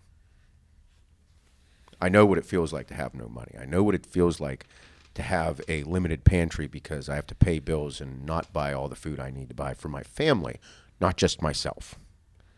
It was just me, significant other, kid. I had to feed people. It's not a fun feeling. All those things like lead you to where you are, but if you just expect to have a handout the whole time, like you'll be put into a certain position and you'll feel that sense of worth disappear because you're getting handed things. Mm-hmm. And those things that are handed to you are supposed to be handouts to help you build yourself. But what happens is you end up getting into a position where you're just, that's what you expect, and you're okay with living at this level. I'm not cool with that. That's me personally. Mm-hmm. So, I mean, I'm able to say, like, do the fucking work because I'll do the work. Like, again, it just goes back to everything. Just why I don't judge people, why I want to see people succeed, why it's like super cool for people to be excited, because there is a way bigger picture than just money, just lifting weights, just your significant other. There's a way bigger picture that involves everybody and involves every ounce of you and what you're capable of doing in life. You go for it. You be a hardworking motherfucker. And that is why, again, why I'm such a hardcore American, this shirt, because freedom to be able to do these things in this country is so important. People are devaluing self-worth and the freedom to fucking do it. The freedom to live. Freedom to have fucking just the energy to do incredible things. That's why we're here. We're here to live this life, not to fucking squander it. No. Don't. And that's a big part that, again, young people are losing. Some young people are losing because they're just having the expectations. That's why I'm hard on my kids, because I don't want that. I want the ability to live and work and have some fulfillment, because if you just sit there and expect to be able to have things handed to you, or people like you for just who you are. People should like me for me. Fuck are you talking about? Like you for you. What the fuck did you do? I don't know. What'd you do? If you didn't do anything, why the fuck should I have any respect or like you? No, you have to do cool shit. You have to do something exciting. And again, and if I don't judge any people, that means that I'm excited to hear your story. I'm excited to hear what you do. I don't give a fuck what you do. If you're excited about it, tell me. That's why I find it so intriguing. That's why I love life. You own a porn store. You run a porn site. I don't give a fuck. Cool. People jerk off all the time to you. They like it, huh? Nice. You got 1,000 views in a minute on this? What'd you do in there? That's what it should be. It should be, life should be fulfilling because of the work that you do. Mm-hmm. And if you take away the freedoms of the world, buddy, freedoms of our country, super important. We went to the mall this weekend. Hannah and I, we had to get stuff for the wedding. Yeah. Zach's wedding. Mm-hmm. So we had to go there, and I had to get some jeans, and she needed to get an outfit and some shoes and shit. So we're at Nordstrom's, and we were looking at shoes there, and like there's these young people working there, and I'm not wearing a fucking mask, and she's this young girl is talking. They work there, and she's like, Hannah overheard them. Like the girl's like, I just don't know why they won't wear their masks. Like, I don't know what's wrong with you. Just wear it. And I'm like, they said that. And she's like, yeah, they were like, because I don't give a fuck. I'm just not wearing it. Mm-hmm. Nobody fucking told me anything the whole time we were there. Yeah. Like, I went everywhere. Nobody said shit. And her and I were like the only fucking people in the mall. There might have been like 2 other people. And I'm like, man, like, you're okay. Like, that's how you're thinking. You're thinking I'm the fucking... Like, I'm the crazy one. You're thinking I'm the crazy one. You're okay with, like, having, like, everything's okay. I think it's perfectly fine. Everybody's figuring it out. Like, this is something that is way bigger than just freedoms are being taken away from us as Americans. That is a fucking blatantly obvious thing now. Anybody that doesn't think it, you're not looking too far. You think the world is happy, hunky-dory, and these people aren't fucking... massively fucking evil people. And I sit there, I'm like, you're okay with everything being stripped from you. You're perfectly fine. You'll do whatever they say. You'll do anything. Where the fuck is your, like, fuck you inside of you? Where's your America at? It's like they don't even remember, like, you know what America is. You know America is a massively violent fuck you type of foundation. Like, we were built on that. Our freedoms were founded by telling the fucking British to go fuck themselves. You guys know that, right? Like, you guys didn't learn that in history?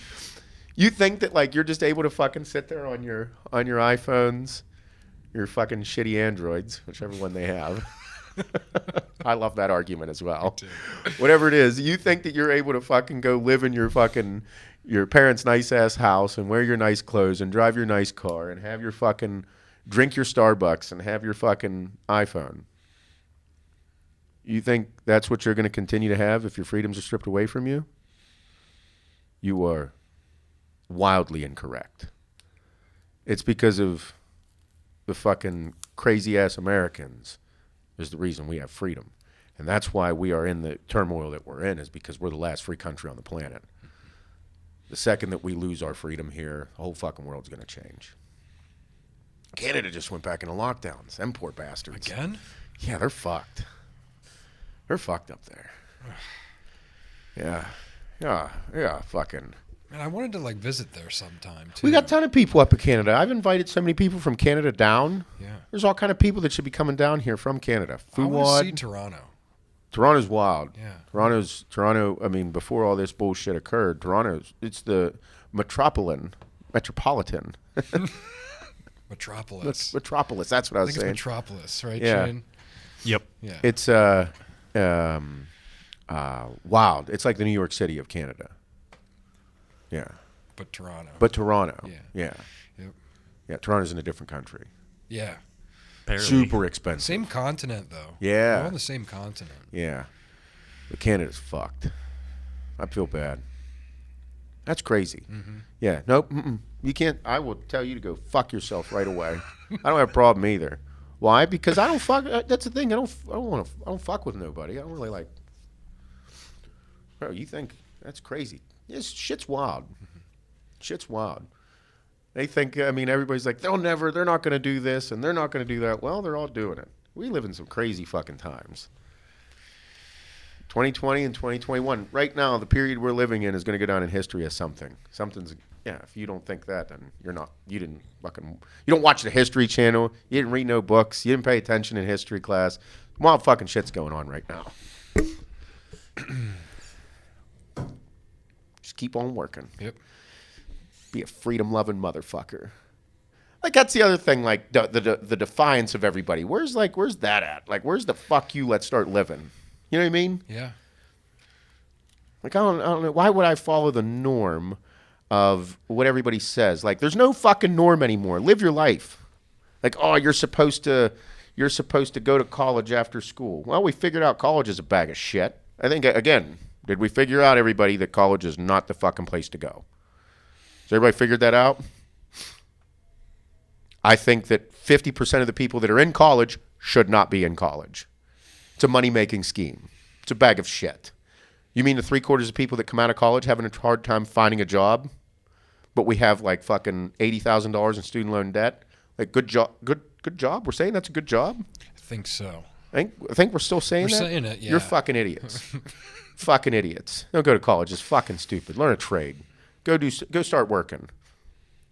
Like, if you're 18 years old and don't know what to do, but you like money, you should go talk to somebody that has money and ask them what the fuck to do. Mm-hmm. Somebody that's in sales or anything like that, or in savvy. You're 18 years old. Go start. What are you going to do with a fucking degree? You're going to go get a business degree?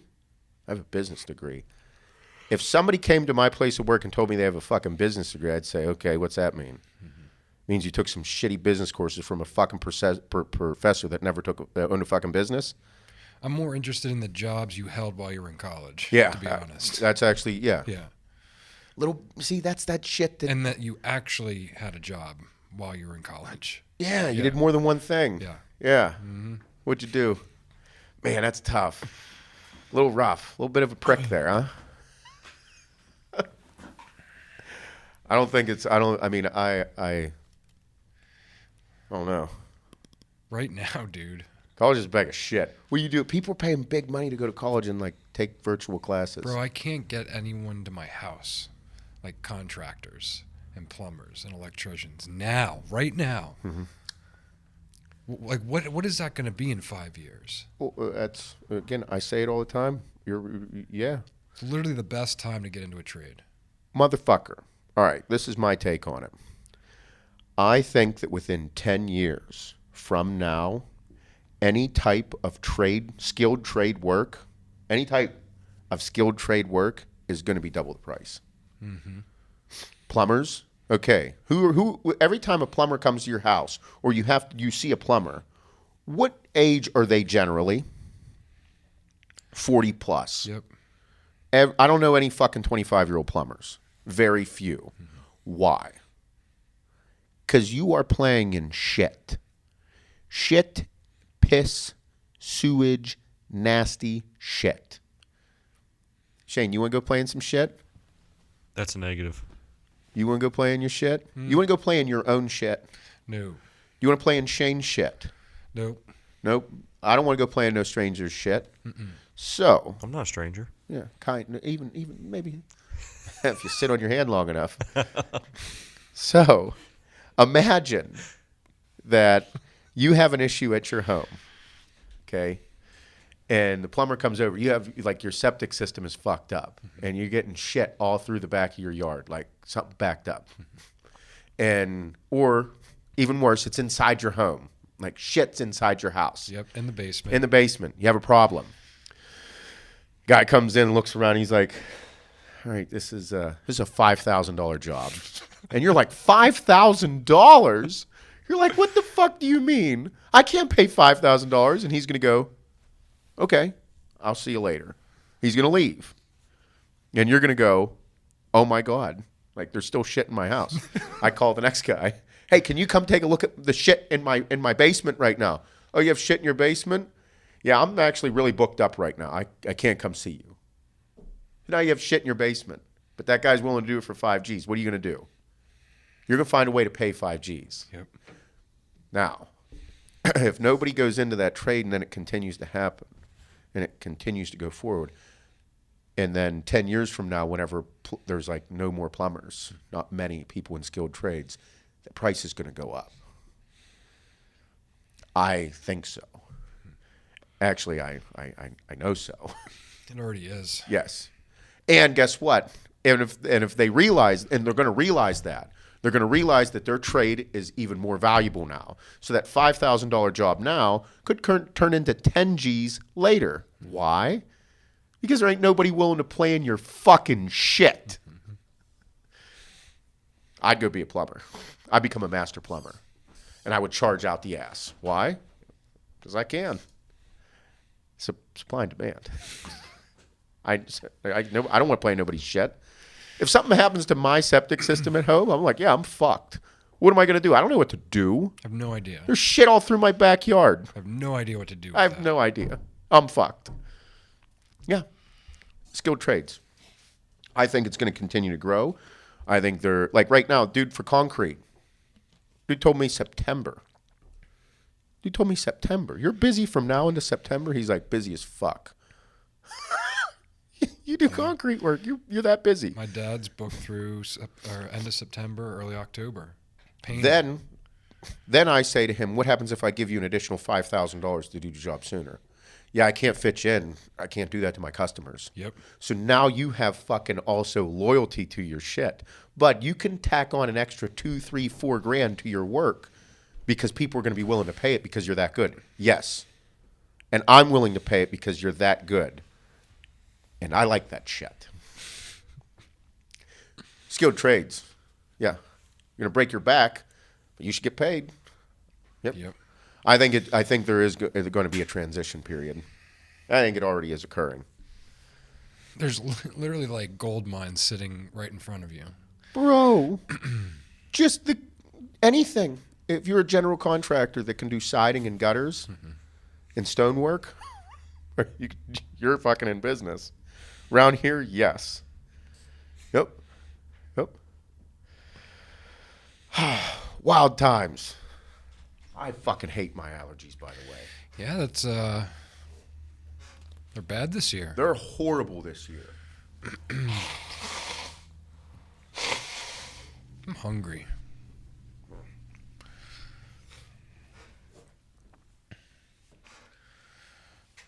My allergies have not been this bad.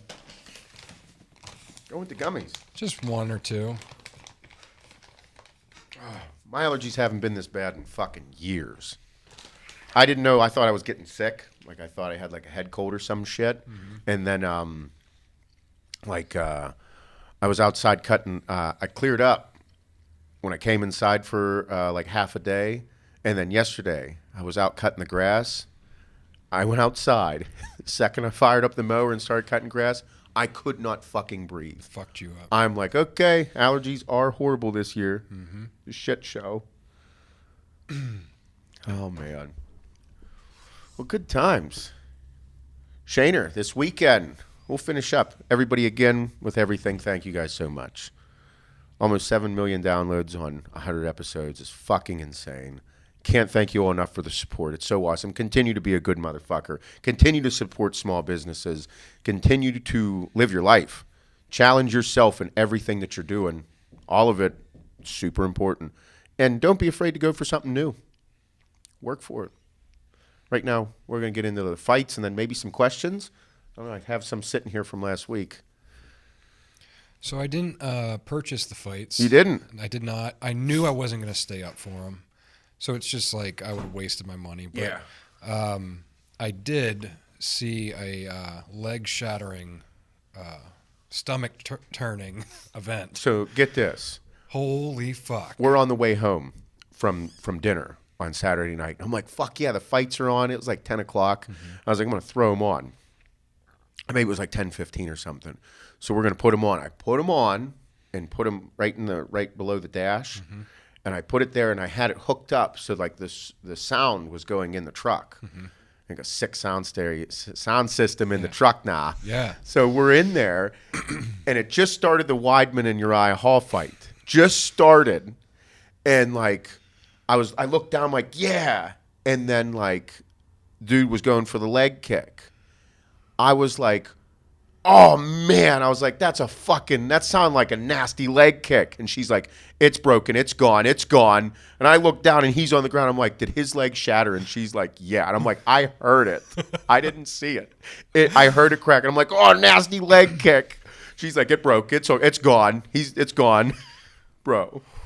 It's nuts. They were so entertaining, even though they had 2 injuries off the bat. That was wild. The one dude, he got kicked in the knee, and then he was wrestling the whole time. Yeah. The whole rest of the round, he stood up, and he couldn't even move his ankle. Yeah, his ankle was gone. Yeah, I think he tore his. I don't know if they said he was tore his ACL or something. He got kicked right in his knee. Yeah, he couldn't put his foot down properly. Like there was no connection to his foot. Like it kept twisting it. Yeah, it was wild.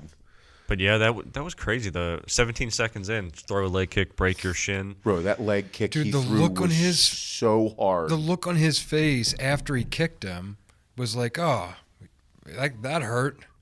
And then the leg came back. Dude, that was the nastiest thing I think I've ever seen. Bro, he literally did not react to that break until he tried to step on that leg. Yep. Like, Bro, his face the whole time was still in it. Like, I'm ready to still fucking fight you.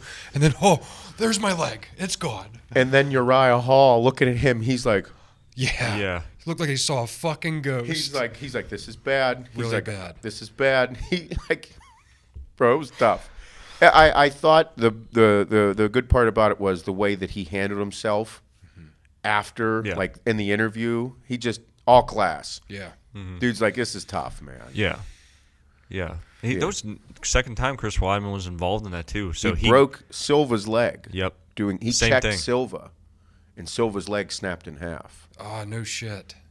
He checked the same kick he threw, and broke someone else's leg. Yep. Got you thinking twice before you try to kick me in the hallway again, huh? Yeah, I know. I don't want to kick Shane now. I'm a little nervous about leg kicks. I'm a thigh kick everybody. No more shin kicks. Hey, you're not shattering my thigh. Not mine. Maybe. I'll end up breaking my tibia. Yep. Tips. Yep, gone. That's how it sounds. Yep. That's a good bone break. Yep. So, Then the 3 title fights were phenomenal. listen, that was, if there was any way the UFC inviting fans back into the arenas, that's how the fuck it should have happened. Those fights, I've always been a huge Thug Rose fan. Yep. I'm so fucking pumped. Like, that fight was the one that I really wanted to see between Rose and Whaley. Yeah, bad with her name. The Chinese lady is fucking nasty fighter, like one of the best. And like this fight was it was expected to be like a bloodbath. Like they were going to go at it. Yep. And then she got caught with it was like a switch kick. Yeah. Right to the fucking face. Perfect. Melted her. Melted the champ. Dude, knocked her out. Knocked her right out. Yeah, it was wild. She was so mad because she didn't know what happened. She didn't know she got knocked out.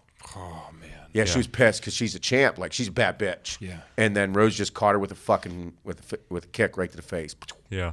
And then they asked Dana White, or they asked Thug Rose after. They were like, hey, so does the rematch make sense? Like, what do you want to do here? And she goes, I'll just look at everything. Like, yeah. Like, there's no way that you should give the rematch, I don't think. No. I mean, if there's more people lined up, then... Yeah, there's more people lined up. Yeah. The rematch doesn't need to occur. No. It wasn't questionable. You got knocked out cold. Yeah, it was, it should be, hey, you got to recover. Fight someone else. Fight someone get else. Back. Yep, and then get back. Yeah, next in line. Yep, next. Fuck Yeah. yeah. Oh, yeah, it was awesome. Yeah. A big... Shevchenko's nasty. She's insane. This bitch is a fucking slaughterhouse. I think she's the one that should... Nah, Nunez should fight a man. He should fight Jake Paul. Yes. Yeah. But Cormier must have fought Jake Paul. Huh? Did you see that? Cormier almost fought Jake Paul. Oh, yeah. Well, he did say, next time I see Jake Paul, I'm going to slap him. You didn't do shit. You fucking finger wagged right in his face. That's why John Jones knocked your bitch ass out. He fucking hate Daniel He Cormier. hates him. He hates him. As an announcer, he's phenomenal. Well, I was pointing that out to Kim. I was like, Shane fucking hates him. She's like, really? Hates this guy? I'm like, fuck. There's only a few. I hate him, Dominic Cruz. Dominic Cruz is on my shit list. Dude, I don't know anyone, but I know who fucking Shane hates in the UFC. I mean, I thought it was the coolest thing to come back. I like the fans being there. Everything was so much better. Yeah. Anybody that thought like any event without fans was like okay, fuck you. No, it's not. It's not okay. It's way cooler with fans. Yeah. I am willing to pay like that card. I would have paid top dollar for front row tickets without a fucking doubt. I'd have paid top dollar. I'd have been there. That's like on Hannah and I's bucket list because she loves watching the fights. I'm like, I want to go to a big time fight. Yeah. Front row. I don't give. What do you think costs to sit there front row seat? Oh, I don't even know. Like a ticket. Fuck. 30 grand? I was gonna say like 15, 20. Think like I that. would think. Like I just try to think of 28 grand. For a front row. Yep. You're right. All right. Anywhere from 5 to 28 and up.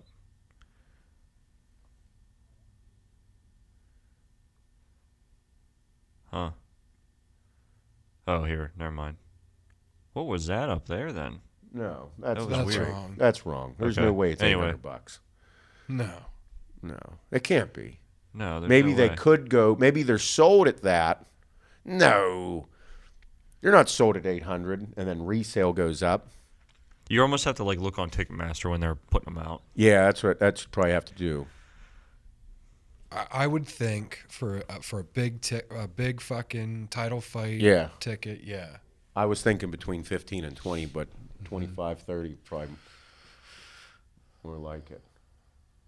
I mean, yeah, because this is the demand here. Yeah, floor is 1,000 for these. Okay, the floor row C or row 13 is 1,000. Okay, yeah. Yeah. Usman's one bad motherfucker. I know you hate Usman too. But like I said, he's the most dominant champion they have. He is a animal. Yo, I'm a Masvidal guy. I know you're a Masvidal guy. It's Listen, disappointing. here's where I am with it. McGregor, Masvidal, Diaz, the Diaz brothers, you guys are done. Fuck out of the way. You're done. You're gonna continue to get knocked out, and it's not okay to get knocked out. You guys need to be done because you're gonna tarnish your fucking names. You just need to retire and move the fuck on. Dudes like Usman are literally gonna fucking chew on you. You're too old. You are not the same that you were. Even though you think like you did, you're just not. Your body doesn't respond the fucking same. And it's okay. Age will always win. And it's starting to show because fucking Usman literally ate that motherfucker. Literally ate him. It was nuts. So I don't think that as you get older, you can continue. Like Conor McGregor talking shit on Usman. Like, I'm Yeah, I like, saw hey, that. bud. Okay. Like, you were a fucking savage. You should be done, and you should now start promoting fights. You should be like, okay, you can't fight anymore, dude. Poirier knocked you the fuck out. Usman will eat you. He's the greatest shit talker UFC and fighting has ever seen. So you should promote. You should like instigate fights. Mm-hmm. You should be like, yeah, like I think this guy should fuck you up because he can do this better than you can. Mm-hmm. Like you should be promoting the fight somehow. You should get into that end of things and make even more money. Like you're done fighting. Like because if you fight again, he's going to fight again and Poirier is going to beat the fuck out of him again. He's not beating Poirier. I don't think so. So, like, stop fighting and start promoting. Like, instigate fights. Like, do fun shit. Yeah. Like, you're done. Because if you start promoting fights and start making fighters more money, then you can say whatever you want, and the fighters are going to get into it. Mm-hmm. Like, I don't know. Like, see that end of things. Stop fighting because he's going to get knocked out again. Like, Masvidal, if he fights lesser opponents, yeah, but what's he going to do next? Who's Masvidal going to fight next? They might, if he wants another shot eventually at the title, he has to fight probably Gilbert Burns next, because Covington's next in line for the title shot. Yeah, dude, those like Gilbert Covington. Burns. Covington is the only one that I think can push Masvidal. Yeah, I think he's the only one, just because Yeah. he can keep pace and take a fucking beating. yeah. Gilbert Burns like is great, but I don't think Masvidal can beat Burns. I don't think he can. No, I don't think so either. No. At that Yes. point, like all of a sudden you start regressing. Don't regress. You need to change gears and start doing different things. Yeah, it's an exciting division. I know they were talking about like Usman said he's a pound for pound king right now. I mean, I agree. You can't be the best welterweight yet. You need I think GSP has 8 title defenses. You need more title defenses. And then I'll call him the best welterweight. But the dude is insane. I think Usman in his prime versus GSP in his prime would be one of the greatest fights to see. Yeah, and I actually think that I think Usman's going to win. Yeah. You think so? Yeah. In a prime, yeah. Oh, man, I don't know. Yeah. No, I don't think so. Yeah. I don't think Usman's a Division 1 wrestler, and he can throw hands. The best wrestler I've seen throw hands.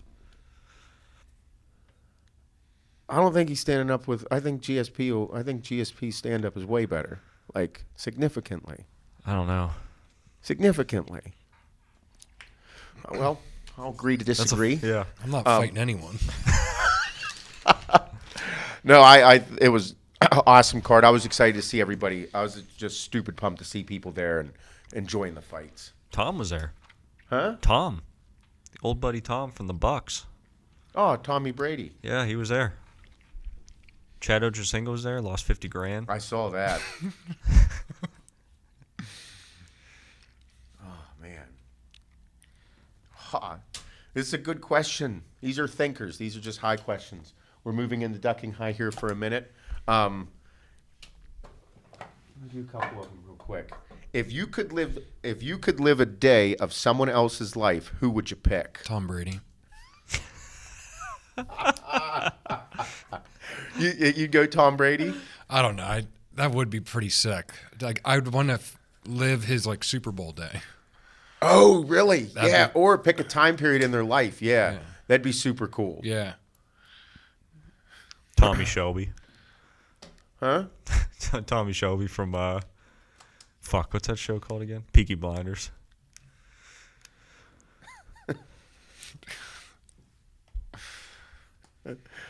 What about you, Shane? You got to lead. I'm looking for more questions here. Fuck. I don't know. Who would you want to be? Anybody. Fuck, man, Jake Paul. What? Just joking. You'd want to be Jake Paul for a day. I mean, that wouldn't be Fuck bad no. to experience what the fuck that dude's thinking. I want to just see how good he actually is. Like, do I live as them or it's me in their body? You in their body, like their Oh. life. You got to change. Ooh. I don't know. I don't really want to be anyone else. Just where for a I'm at. day. You don't got to be forever. Just for a day.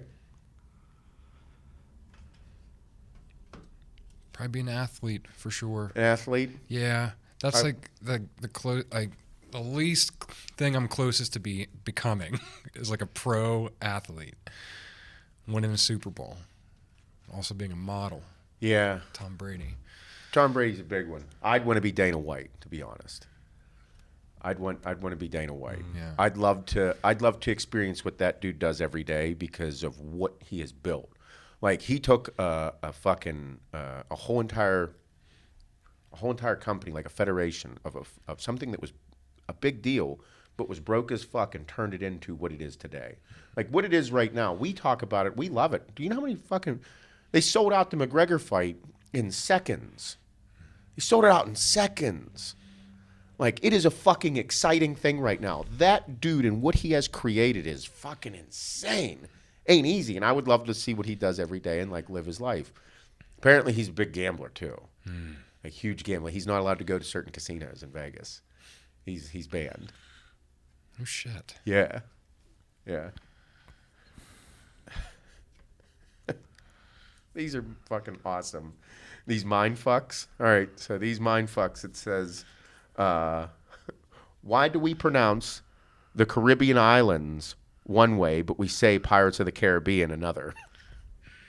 I always wondered that. Yeah. I thought they were spelled differently. Did you? Yeah, for a while. Yeah, as a youngster? Yeah. Because I don't know, like, why, like, I don't call Yeah, like I'm going to the Caribbean in July for Yeah. vacation. Mm-mm. You don't say the Caribbean. Yeah. Like, if I think the Caribbean, I instantly think of pirates. Yeah. And they don't call it the Pirates of the Caribbean. Which is the No. right way? I don't know, actually. I think it's Caribbean. I think it's Caribbean. You know what I was thinking about? Why does Pittsburgh have a baseball team that's a pirate? That's what I want to know. Right, because it starts with the letter P. Yeah, but I didn't think pirates were really like native to Pittsburgh. Why does Pittsburgh have an H on the end of it, but no other burgs do? Is the H silent here in Pittsburgh? I put a little emphasis on the H when I say it. Pittsburgh. Yeah. Pittsburgh. Like Shane, like sighing, like. There it is. You guys heard it. It's fucking horrible. Oh, Iceberg? man. Yeah, I don't know. There might have been pirates here. You think so? Fucking rivers, Might have dude. sailed Think the about rivers. Yep. Yeah, came up here, started pillaging, raping women with big hair, and listening to 80s rock, driving fucking, Drinking rum. drinking IROCs, or driving IROCs. IROC. Shane, you need to pull up Camaro IROC. What? Camaro. No. He doesn't know how to spell it. Oh, shit. Okay. Pull that second one in. This That one? yeah. It's actually called an IROC. I know. It's a fucking huge deal here. That was the fucking ride in the 80s, bro. I've seen those downtown. Yes, that was Yeah. a big deal here in the 80s. Like, you owned a fucking... Oh, yeah. Fuck yeah. So- that back window. Oh, yeah. Yeah. That's it there. I hate that look so much. Dude, it looks like a Honda. It's a fucking Camaro. Listen, Remember that with fucking... What's his name? He drove the Colorados. What the hell is his name? He had a YouTube channel. Oh, my God. there's an IROC. Oh, it's a new IROC. Yeah. So in Pittsburgh, back in the 80s, you had, this is from DVE, it was always the fucking heavy metal, big hair, like women with big hair, fucking IROCs. Yeah. Thorny burger. Like that type of shit. Yeah. Yeah. Oh, man. Good times. Yeah. That's Pittsburgh based. We'll do one more here.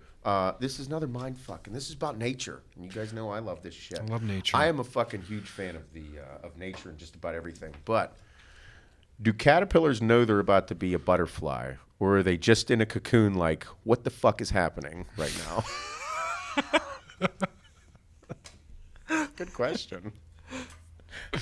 I think they know. Like, bro, listen, I forgot. Like, Emmy and I are super into nature.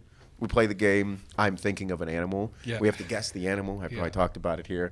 But, dude, like that type of shit, like listening to that dude on planet Earth talk about what's occurring right now and how it all works is just, it's like mind melting. So I love, well, in college, I always loved getting stoned watching fucking Animal Planet or Animal Channel or Discovery Channel, all that shit. We were watching one the other day where there is a specific type of butterfly that lives in the specific area. I wrote it, I don't know if I wrote it down. I think I did because it melted me, all right? It melted me and I wasn't even stoned. These things only live in a certain part of the, live in a certain part of the world. The caterpillar falls off of the branch of where it lives, okay, and falls onto the ground, and the ants come to eat it, but they don't eat it. They take it to the lair, and then they start to mimic the sound of these ants, like they're a distressed ant somehow, and then the ants feed it so that it gets healthy.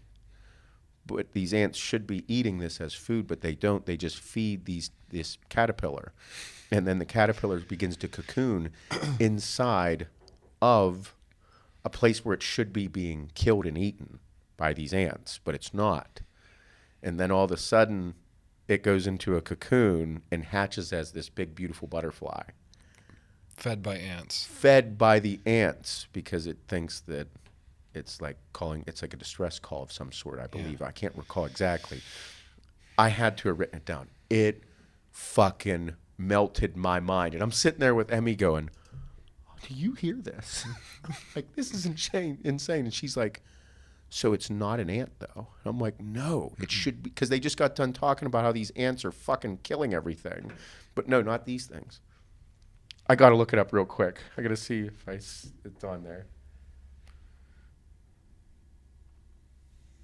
Oh.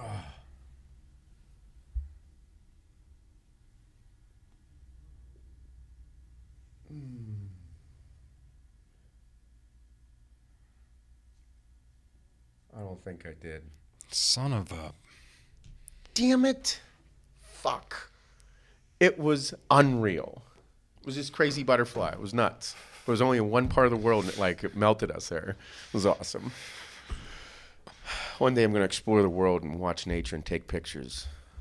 Oh, a photographer. Yeah. I'd like to learn how to snap some pics of really cool stuff and sell it online for millions of dollars. Yeah. Nice. You gonna be a bird watcher too? I would love to be a birder. I think I'd find it very fascinating. I love nature. Mm-hmm. I did a lot of bird observing in college. Oh, really? Yeah, when I went to Penn State. I would like that. You should go be a photographer for Nature is Metal. I would like that. I think nature's the coolest thing in the world. We're part of it. Yep. Humans. We are. Yep. Top of the food chain. I don't know about all that, I don't but know. we're getting there. All right, everybody. Thank you for listening. As always, make sure you share the shit out of this and keep supporting all your small businesses and all the business that you do love. And be a hardworking motherfucker. Thank you.